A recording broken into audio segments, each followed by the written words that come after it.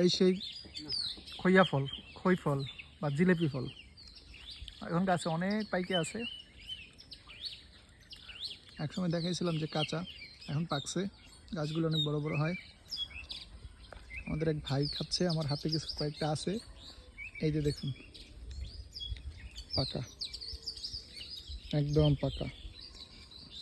এই যে ভিতরে সাদা অংশ হয় হাঁস, এটা খাওয়া হয়, এই সাদা অংশটা খাওয়া যায়, এটা এই আমি খাইছি একটু আগে, এখন আবার খাচ্ছি।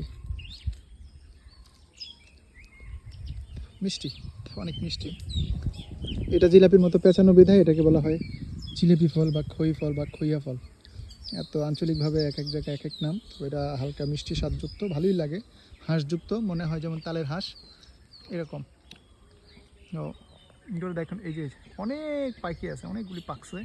এখন এই সময় তো, আমার পিছনের গাছ আছে, সামনের গাছ আছে, অনেক গাছ। ওগুলো পাখিরা খায়, শালিক বুলবুলি ওগুলা ওরা খায়।